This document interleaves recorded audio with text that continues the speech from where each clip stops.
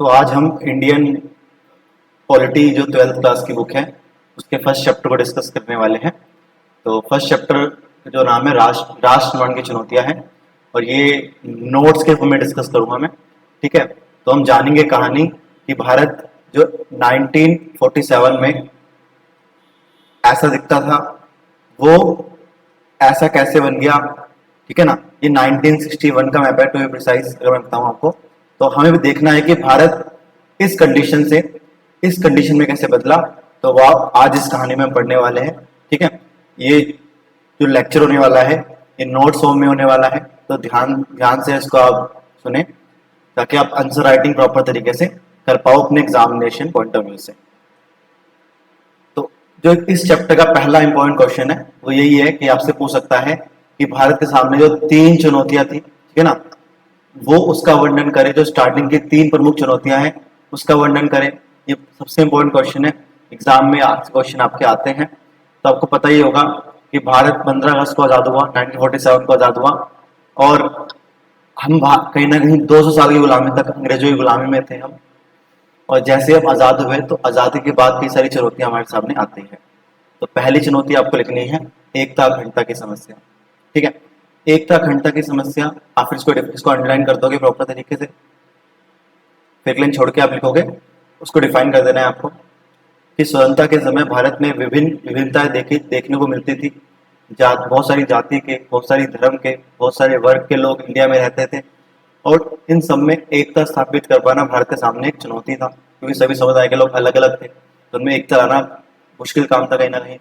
और 565 रजवाड़े भी थे जिनके पास अधिकार थे कि भारत से वो अलग भी हो सकते हैं। ठीक है, वैसे तीन तीन ऑप्शन थे इनके पास, या तो भारत में शामिल हो जाओ, या पाकिस्तान में शामिल हो जाओ, या फिर अलग हो जाओ। तो अगर ये अलग हो जाते कहीं ना कहीं भारत की एकता और अखंडता दिक्कत में आ सकती थी, समस्या में आ सकते थे। जैसे इस मैप में आप देखो, जो ये पिंक पोर्शन है, ये पिंक पोर्शन जो है ना, ये उस समय के भारत के रजवाड़े थे, प्रिंसली स्टेट थे। इनकी संख्या 565 थी।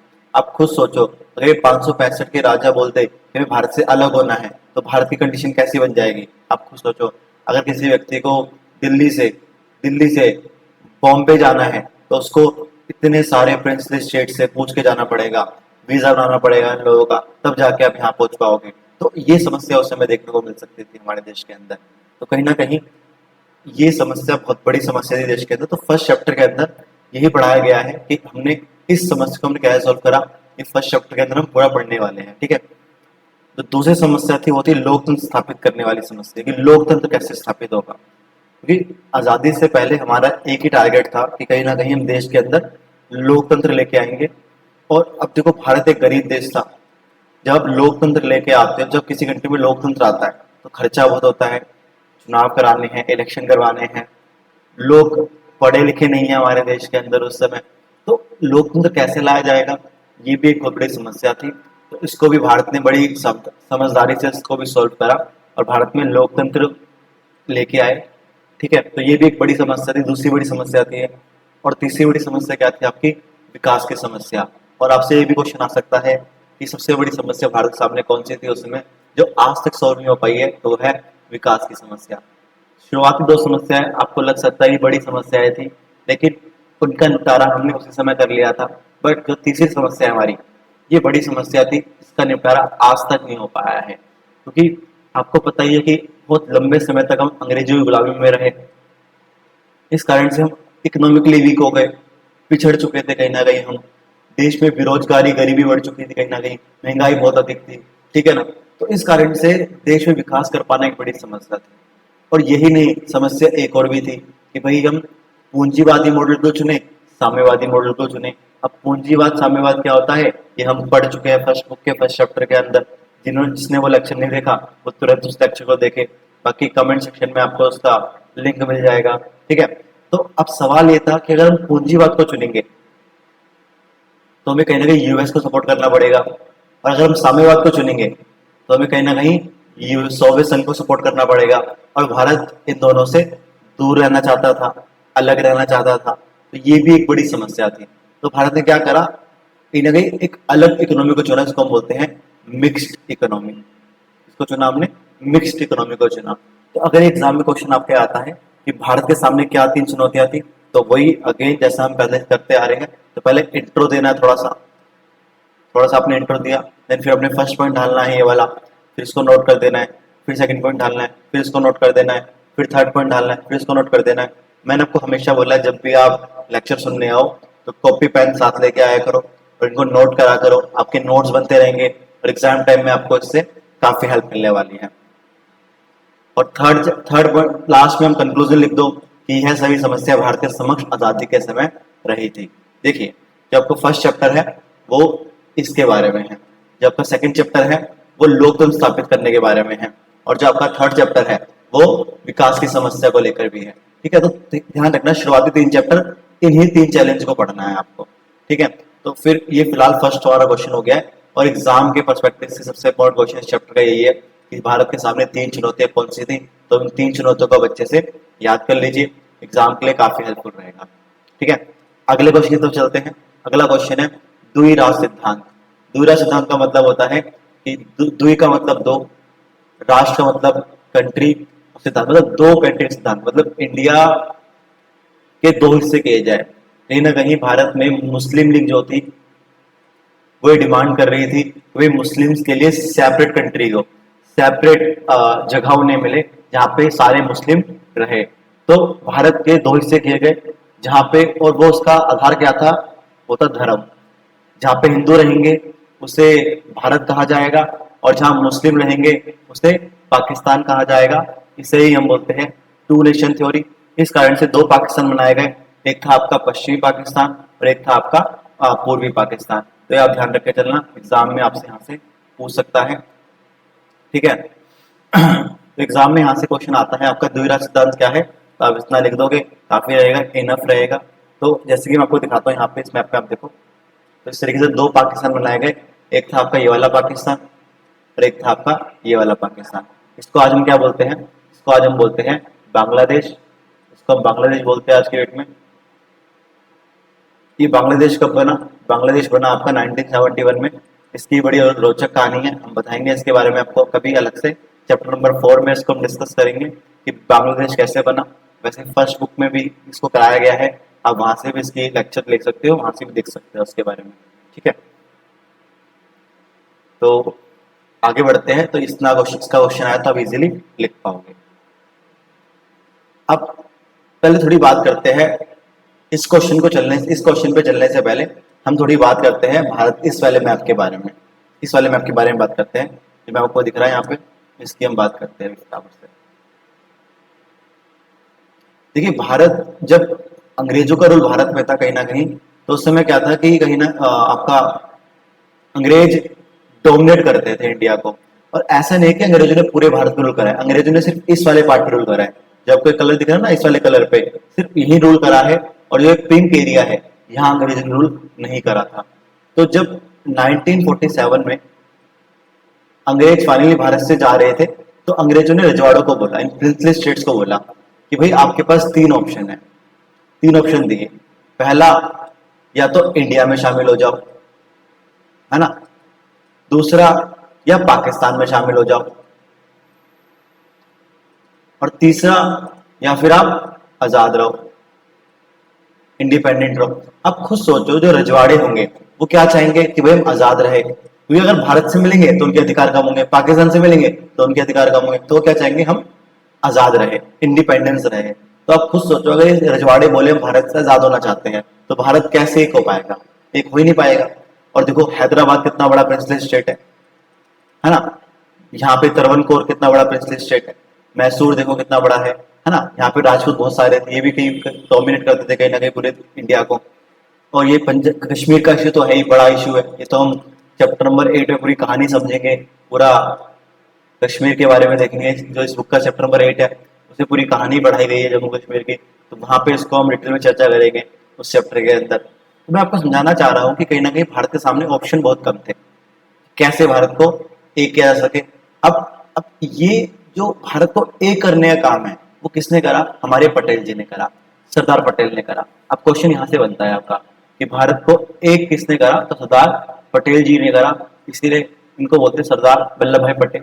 सरदार का टाइटल इन्हें दिया गया था 1928 में, ये भी आपसे क्वेश्चन पूछ सकता है कि 1928 में एक भारदोली सत्याग्रह हुआ था। भारदोली सत्याग्रह में इन्होंने लीड करा था, इसलिए इनको सरदार पटेल बोला गया। सरदार का मतलब होता है लीडर, सरदार का मतलब समझ लेंगे कि पंजाबी है, सरदार का मतलब होता है लीडर, है ना। तो भारदोली सत्याग्रह जब हुआ था 1928 में गुजरात में, तो वहां के लीडर बने थे, तो इसलिए इनको सरदार बोला गया। इनका नाम था वल्लभ भाई पटेल, और बाद में टाइटल मिला सरदार वल्लभ भाई पटेल का। ठीक है, तो ये क्वेश्चन आपसे पूछ सकता है सरदार का टाइटल कब मिला, तो 1928 में मिला। कहाँ मिला, भारदोली में मिला, भारदोली। ठीक है, भारदोली ध्यान रखना, भारदोली सत्याग्रह में मिला। अच्छा, एक चीज आपसे पूछ सकता है कि जो इनकी जो मूर्ति बनाई गई है अभी गुजरात में इनकी मूर्ति बनाई गई है स्टैच्यू ऑफ यूनिटी। तो आपसे पूछता है स्टैच्यू ऑफ यूनिटी किससे रिलेटेड है, तो स्टैच्यू ऑफ यूनिटी रिलेटेड है आपकी सरदार पटेल से, क्योंकि उन्होंने भारत में क्या करा है, यूनाइट करा है। ये भी इनसे क्वेश्चन बन सकता था सरदार पटेल से, क्योंकि भाई कहीं ना कहीं फिर इसी जब इन्होंने भारत को एक करा तो इन्हें क्या टाइटल मिला पटेल जी को, इन्हें टाइटल मिला किसका, iron man of India, Bharat का लोहा पुरुष, आयरन मैन ऑफ इंडिया, इसका टाइटल मिला इन्हें। और आपको थोड़ी सी बातें और पता होनी चाहिए कि he was the first home minister of India, ये भारत के पहले होम मिनिस्टर थे, तभी तो सब पूरे भारत को एक कर रहे हैं। और फर्स्ट डिप्टी प्राइम मिनिस्टर भी थे, फर्स्ट डिप्टी प्राइम मिनिस्टर भी रहे ये भारत के, मतलब नेहरू प्राइम मिनिस्टर थे और ये डिप्टी प्राइम मिनिस्टर रहे थे। तो पटेल जी के बारे में कई सारे क्वेश्चन आ सकते हैं, पूछ सकता है कि बिस्मार्क ऑफ इंडिया कौन है, बिस्मार्क ऑफ इंडिया, बिस्मार्क कौन है, बिस्मार्क एक व्यक्ति है जिसने जर्मनी को एक करा था, तो भारत को एक किसने करा, पटेल जी ने करा। कई बार इनको इसीलिए बिस्मार्क ऑफ इंडिया भी बोल देते हैं। तो ये वाला क्वेश्चन भी आपसे एग्जाम में पटेल जी से पूछ सकता है। तो पटेल जी ने पूरे भारत को एक करा, तो ये पटेल जी का कंट्रीब्यूशन है जो हम कभी भी नहीं भूल सकते, इसलिए इनका सम्मान इंडिया में और क्या दुनिया में इनका सम्मान काफी होता है। चलिए अब देखते हैं कि हैदराबाद, अब देखो अभी हुआ क्या कि कुछ रजवाड़े तो शांति से मान गए, बट कुछ रजवाड़ों ने बड़ी प्रॉब्लम क्रिएट करी। जैसे फॉर एग्जाम्पल आपका हैदराबाद है, इन्होंने प्रॉब्लम क्रिएट करी, एक यहाँ जूनागढ़ है, इन्होंने प्रॉब्लम क्रिएट करी बहुत ज्यादा, और एक हमारे ये मणिपुर है, इन्होंने प्रॉब्लम क्रिएट करी। मतलब ये तीन चार थे, कश्मीर ने कहा, कश्मीर ने भी करी, तो तीन चार थे जिन्होंने प्रॉब्लम क्रिएट करी। अच्छा, एक क्वेश्चन आपसे पूछ सकता है कि सबसे पहले किस प्रिंसली स्टेट ने आजाद होने की घोषणा करी, तो आपको लगेगा कि हैदराबाद ने करी होगी, बट नहीं, हैदराबाद नहीं है, इसका आंसर है त्रावणकोर। तो त्रावणकोर के राजा ने सबसे पहले आजाद होने की मांग करी। त्रावणकोर प्रेजेंट डे केरला में पड़ता है आपका, तो यहाँ के राजाओं ने पहली बार डिमांड करी कि हमें आजाद होना है कहीं ना कहीं। तो ये ध्यान रख के चलना, ये भी आपका 1 मार्क्स में क्वेश्चन आपका पूछ सकता है। अब करते हैं इस क्वेश्चन को, अब अच्छे समझ आएगा आपको। तो मैंने कहा था कि इंडिया में कितने रजवाड़े थे, 565 रजवाड़े थे, और उनके पास अधिकार था, ये सब अधिकार मैंने बताया आपको, या तो भारत में रहे, आजाद रहे।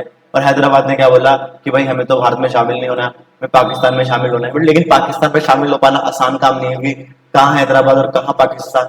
तो कहीं ना कहीं लोगों ने, जो हैदराबाद के लोग थे, उन्होंने निजाम के खिलाफ कर दिए, आंदोलन करने शुरू कर दिए, और इन आंदोलन में निजाम ने क्या करा, अपनी सेना का इस्तेमाल करा। ये क्वेश्चन आ सकता है आपका, आपसे पूछ सकता है कि निजाम की सेना का नाम क्या है, तो निजाम की सेना का नाम क्या है, रजाकार है। ये ध्यान रख के चलना। तो हैदराबाद के निजाम ने अपनी सेना का इस्तेमाल करा, इनका नाम रजाकार था। ये रजाकार बहुत खूंखार थे, क्रिमिनल टाइप के बंदे थे, इन्होंने लोगों को मारना शुरू कर दिया, उन पर हमले करने शुरू कर दिए, ठीक है ना। इस कारण से भारत सरकार ने बोला भाई आप तो गलत कर रहे हो, आप लोगों को कैसे मार सकते हो। इसी कारण से भारतीय सरकार ने जो हैदराबाद के लोगों की सहायता के लिए क्या भेज दी, सेना भेज दी, और कुछ ही दिनों में निजाम ने सरेंडर कर दिया, और फिर उसने बोला ठीक है मैं भारत में शामिल होने के लिए तैयार हूं। एक चीज और आपसे पूछ सकता है, इंस्ट्रूमेंट ऑफ एक्सेशन क्या है, ठीक है ना, instrument of accession. Instrument of accession, मेरी राइटिंग थोड़ी सी खराब है, आपको अगर ये वर्ड ना दिख रहा हो तो आप गूगल पे सर्च कर लेना इंस्ट्रूमेंट ऑफ एक्सेशन, तो आपको उसकी स्पेलिंग सही से मिल जाएगी। इंस्ट्रूमेंट ऑफ एक्सेशन क्या है कि ये, इसको हम बोलते थे विलय पत्र। क्या बोलते थे, विलय पत्र।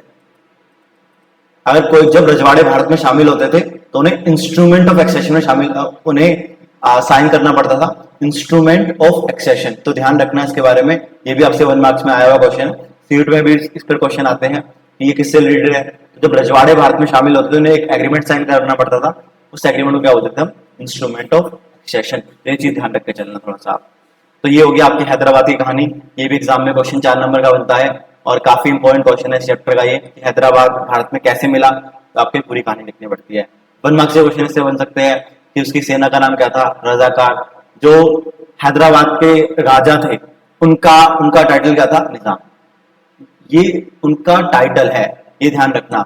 उनका नाम तो वैसे बहुत बड़ा है, उनका नाम है, जो हैदराबाद के निजाम थे इनका नाम तो बहुत बड़ा था, इनका नाम था मीर उस्मान अली बहादुर। तो ये इनका पूरा नाम था। तो नाम तो खैर आप लिख दोगे तो सही रहेगा, नहीं लिखोगे तो कोई दिक्कत नहीं है। अब निजाम भी लिखोगे तब भी चल जाएगा, दिक्कत वाली बात नहीं है। तो निजाम टाइटल था। तो ये भी आपसे पूछता है निजाम किससे रिलेटेड है, तो हैदराबाद से रिलेटेड है निजाम, तो ये आपसे पूछ सकता है। आगे देखते हैं कि ये विलय है, ये विलय लिखा है, ठीक है। भारत में मणिपुर का विलय किस प्रकार हुआ, ये क्वेश्चन भी आपके एग्जाम में आ सकता है कि भारत में मणिपुर का विलय किस प्रकार हुआ। तो सिंपल, इसकी तो बहुत सिंपल कहानी है कि जो बोधचंद सिंह थे मणिपुर के राजा, उन्होंने कहा हम भारत में शामिल नहीं होंगे, और वह राजतंत्र के समर्थन थे कि भाई राजा का रूल रहेगा तो हम रूल करेंगे। लेकिन जो आपकी स्थानीय लोकल पार्टीज थी उन्होंने राजा पे दबाव डाला कि भाई कहीं ना कहीं आपको जो है अपने राज्य में चुनाव कराने चाहिए और लोगों से पूछना चाहिए कि उन्हें भारत में शामिल होना है कि नहीं होना, ठीक है। और इस कारण से मणिपुर में जो है वहां पे पहला राज्य बना जहाँ पे वोटिंग हुई, इससे सार्वभौमिक वयस्क मताधिकार, मतलब 18 उस समय तो एज 21 साल थी, 21 प्लस के लोगों से पूछा गया कि उन्हें भारत में शामिल होना है कि आजाद रहना है, मणिपुर के एक किंगडम में रहना है। तो कहने की 90% इंडिया उस समय वहां के लोगों ने क्या बोला, हमें भारत में शामिल होना है। एंड फाइनली मणिपुर ने भी एग्रीमेंट में साइन करना पड़ा मणिपुर को भी, और मणिपुर भी भारत का जो है पार्ट बना। कौन सा एग्रीमेंट, ये वाला इंस्ट्रूमेंट ऑफ एक्सेशन। तो ये ध्यान रख के चलना, वेरी इंपॉर्टेंट। इसको बोलते हैं विलय पत्र, हिंदी में क्या बोलते हैं, विलय पत्र। तो ये भी आपसे पूछ सकता है मणिपुर के बारे में, ठीक है। तो ये आप ध्यान रखना चाहिए, ये क्वेश्चन एग्जाम में आते हैं, एनसीईआरटी में दिए हुए हैं। अब हम बात करते हैं राज्य पुनर्गठन आयोग की, बहुत इंपॉर्टेंट है। देखो राज्य मतलब स्टेट, उनको दोबारा से पुनर्गठित करना। आप देखो ना, अब ये भारत है उस समय का, अब इसको हमें कन्वर्ट करना है इस वाले भारत में। देखो ये प्रेजेंट डे भारत थोड़ा लग रहा है, राजस्थान, ठीक है, गुजरात, मैसूर, मैसूर मतलब कर्नाटका, मद्रास मतलब तमिलनाडु हो गया हमारा, केरला है ना, आंध्र प्रदेश। देखो यहाँ तेलंगाना नहीं है क्योंकि बहुत पहले का मैप है, तेलंगाना बना नहीं है।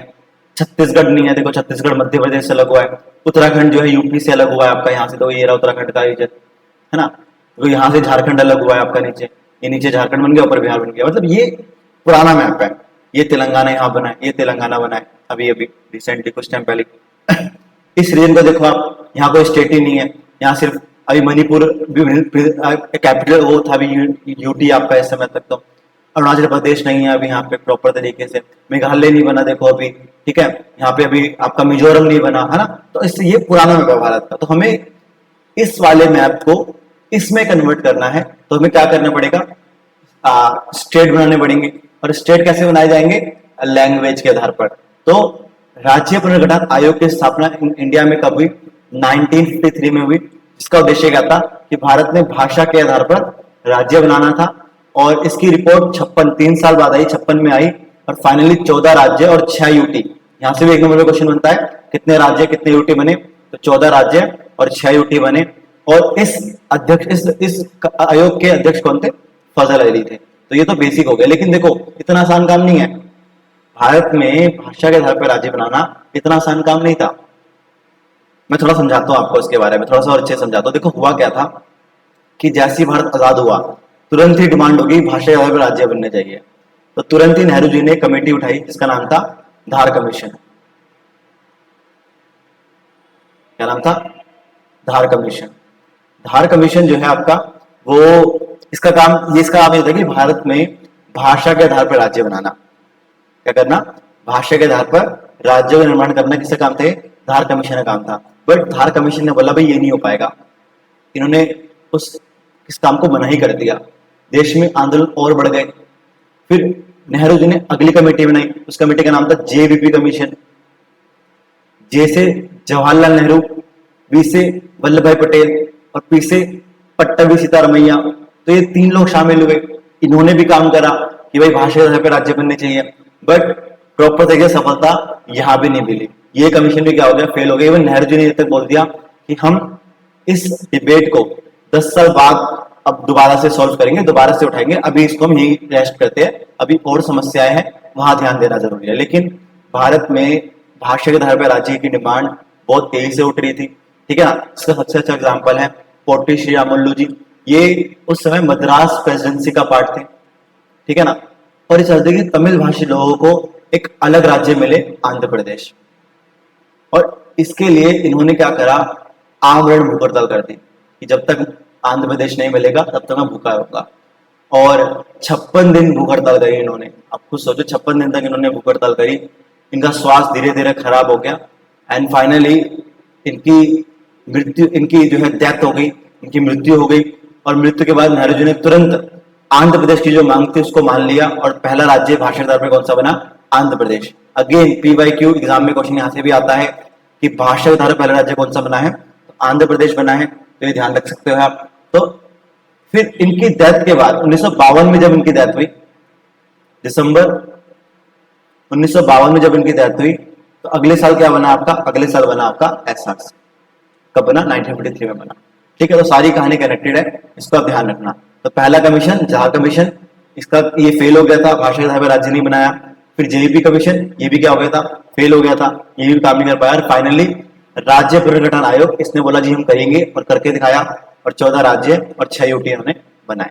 तो ये भी अगला क्वेश्चन है एग्जाम में, यहाँ से भी एग्जाम में आता है कि भाई राज्य पुनर्गठन आयोग क्या था। 1 मार्क्स के क्वेश्चन निकलते हैं, 4 मार्क्स के क्वेश्चन निकलते हैं, तो आपको इन दोनों को अटैच करके पूरी कहानी लिखनी पड़ती है। ये भी मेंशन करना पड़ता है और ये मेंशन करना पड़ता है, और इनको भी मेंशन कर सकते हो आप, ठीक है। तो इतना आप ध्यान रख सकते हो, इतना एग्जाम में पूछ सकता है आपसे। अगला कह रहा है विभाजन के क्या परिणाम रहे। विभाजन, पार्टीशन, आपको पता ही है, भारत के 2 हिस्से कर दिए गए। आप मैप पे देखते हो दोबारा से, तो मैंने आपको यहाँ दिखाया था कि भाई देखो भारत के 2 हिस्से कर दिए गए। तो ये अंग्रेजों ने लाइन खींच दी वाली, आपसे पूछ सकता है ये लाइन कौन सी है, तो इस लाइन का नाम है रेड क्लिफ लाइन, ठीक है ना। रेड क्लिफ, ये 1 नंबर पे क्वेश्चन आता है, क्योंकि एक व्यक्ति थे सर रेड क्लिफ, उनको बुलाया था माउंटबेटन ने। माउंटबेटन कौन है, माउंटबेटन भारत के आखिरी वायसराय थे, ब्रिटिश वायसराय आखिरी। तो उन्होंने रेड क्लिफ को बुलाया और रेड क्लिफ ने क्या करा, एक बॉर्डर खींच दिया भारत और पाकिस्तान के बीच में, जिसको हम बोलते हैं रेड क्लिफ लाइन। तो ये ध्यान रख सकते हो आप। अब विभाजन का इम्पैक्ट क्या पड़ा, आपने कई सारी मूवीज देखी होगी, जैसे आपने गदर देखी, गदर में इसके बारे में मेंशन किया, दिखाया गया है गदर के अंदर। अब गदर 2 भी आने वाली है कुछ टाइम बाद, तो गदर में इसका मेंशन किया गया है, ठीक है ना। और आप देखो भाग मिल्खा भाग, उसमें काफी कुछ दिखाया गया है इसके बारे में। मिल्खा सिंह आप देख लो तो आपको थोड़ा सा समझ आएगा, रियलिटी में देखने का मतलब वहां पे क्या क्या हुए। और कई सारी मूवीज है, जैसे आप एक मूवी देखोगे क्या दिल्ली क्या लाहौर, उसमें भी पार्टीशनों का काफी अच्छे से दिखाया हुआ है। उसमें तो आपको रोने ही आ जाएगा, इतनी बढ़िया मूवी है। उसमें दिखाया हुआ है किस तरीके से पार्टीशन हर कोई नहीं चाहता था, मतलब कुछ लोग पार्टीशन चाहते थे। तो क्या दिल्ली क्या लाहौर, तीसरी मूवी रिकमेंड कर सकता हूँ आपको पार्टीशन के लिए, बड़ा मजा आएगा आपको। एक मूवी है पीर पंजाब, उसमें भी पार्टीशन को काफी अच्छे से दिखाया हुआ है, समझाया हुआ है।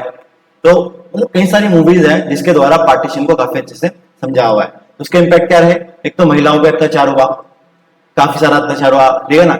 धर्म परिवर्तन हुआ उनका, उन्होंने आत्महत्या कर ली महिलाओं ने, ठीक है ना। उनकी जबरन शादी हुई दूसरे धर्म के लोग से, तो ये चीजें हमें देखने को मिलती हैं। जो माइनॉरिटीज थे, अल्पसंख्यक थे, दोनों तरफ इंडिया में मुस्लिम्स पे अटैक हुए, पाकिस्तान में क्या हुआ, जो हिंदू थे सिख थे इन पे अटैक हुए, माइनॉरिटीज को मारा गया, जबरन उनका धन छीना गया। तो ये भी बड़ी समस्या हमें देखने को मिलती है पार्टीशन में। आरती खानी हुई, बहुत सारे लोग मारे गए, ठीक है ना। और बहुत सारी प्रॉपर्टी जला दी गई, बंटवारा हुआ प्रॉपर तरीके से, तो बहुत सारा लोगों को हानि का सामना भी करना पड़ा यहाँ पे, ठीक है।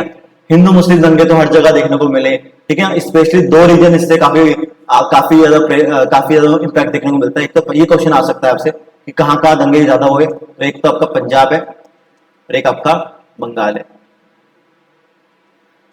बंगाल में तो हिंसाएं रुक गई थी क्योंकि महात्मा गांधी बंगाल चले गए थे टाइम से पहले, और वहां पे महात्मा गांधी ने हड़ताल करी, भूख हड़ताल करी, बोला भाई जब तक आंदोलन रुकेंगे नहीं तब तक मैं भूख हड़ताल करूंगा। तो वहां के जितने भी आंदोलनकारी थे उन्होंने महात्मा गांधी की इस अपील से दंगे आंदोलन वगैरह खत्म कर दिए थे। तो ये बंगाल में उनका कॉन्ट्रीब्यूशन था महात्मा गांधी का। आपसे क्वेश्चन आ सकते हैं कि महात्मा गांधी आजादी के समय क्या कर रहे थे, तो महात्मा गांधी आजादी के समय बंगाल में थे, वहां दंगों को रोक रहे थे। महात्मा गांधी पंजाब भी जाते, बट उससे पहले ही उनकी जो है हत्या कर दी गई। नाथुराम गोडसे आपने सुना ही होगा नाम, उन्होंने जो है उनकी हत्या कर दी। तो हिंदू मुस्लिम दंगे हमें देखने को मिलते हैं, किस कारण से, पार्टीशन के कारण से देखने को मिलते हैं। अगला है शरणार्थियों की समस्या। अब जो शरणार्थी थे बच्चों आ रहे, शरणार्थी कौन होता है, जो अपनी जान बचाकर एक कंट्री से दूसरी कंट्री शिफ्ट करता है। तो बहुत सारे इंडिया से लोग पाकिस्तान गए और बहुत सारे पाकिस्तान से लोग इंडिया में आए, तो इनको काफी लंबे समय तक शरणार्थी कैंपों में रहना पड़ा। जैसे मिल्खा सिंह में दिखाया भी हुआ है कि वो काफी लंबे समय तक कैंपों में रहता है। कैंप में गया ज्यादा फैसिलिटी नहीं होती है, वो जीवन काफी अच्छा से नहीं चलता है, और इसी कारण से विभाजन था वो भारत लेके आता, एक जहर के समान था, एक विष के समान था। ये आप ध्यान रख सकते हो। तो ये एग्जाम में जो भी इंपॉर्टेंट क्वेश्चन बनते हैं इस चैप्टर नंबर फर्स्ट के, तो ये मैंने सारे आपके सामने रख दिए। तो आप इनको अच्छे से तैयारी करें, अच्छे से इनको पढ़ें, ठीक है। इनको आप अच्छे से कर लोगे तो आपको समस्या नहीं आएगी, कोई प्रॉब्लम नहीं आएगी। आपका कोई भी क्वेश्चन हो तो आप मुझे कमेंट सेक्शन में बता सकते हो, उसका सोल्यूशन मैं आपको दूंगा, ठीक है। आप कोशिश करा करो, इन चीज़ों को लिखा करो, ठीक है। नोट्स बनाया करो अपने प्रॉपर तरीके से, ताकि एग्जाम में आपको अच्छे नंबर मिले, अच्छे मार्क्स मिले। ये नोट्स की वीडियो है, बाकी जो चैप्टर वाइज वीडियो है वो भी आपको इस चैनल पे मिल जाएगी, ठीक है। तो ये आप इसको अच्छे से करें। तो आज के लिए इतना ही करते हैं।